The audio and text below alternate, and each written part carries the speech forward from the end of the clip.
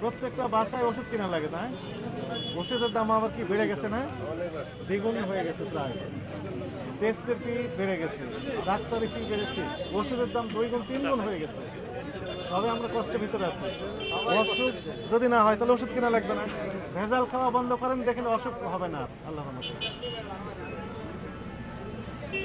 এই ভেজাল খাবার থেকে মূলত যত অসুখ আমাদের।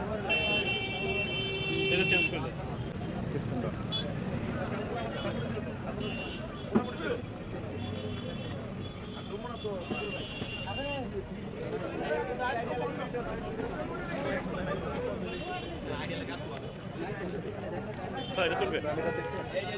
আমি জানি না, দেখেন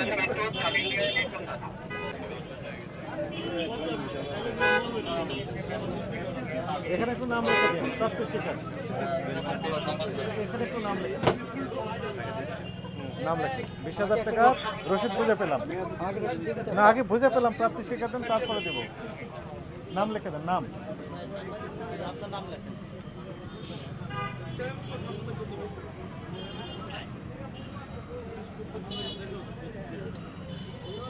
কি লিখলেন আপনি? সরোজান। মূল কপি আপনার, কার্বন কপি আমাদের কাছ থেকে। কত টাকা দিয়েছেন জরিমানা? কত টাকা লেখা আছে এখানে? কত লেখা আছে?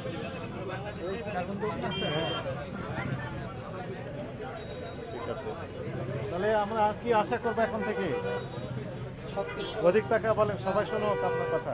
সবকিছু স্বচ্ছ থাকবে, সবকিছু স্বচ্ছ থাকিবে বলেছেন, আপনাদের সম্মুখে উনি অঙ্গীকার করলেন।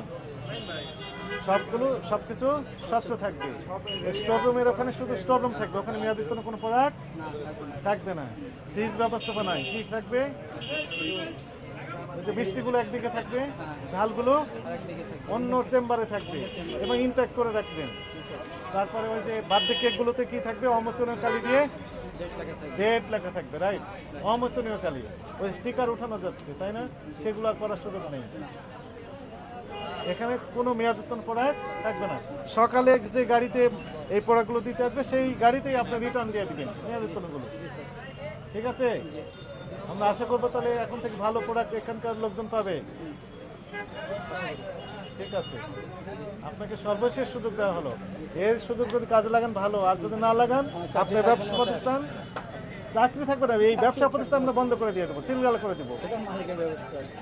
মালিকের ব্যাপার আপনার দুইজনের, আপনারও চাকরি থাকবে, মালিকের ব্যবসা থাকবে, দুটাই হবে। ঠিক আছে, চলেন।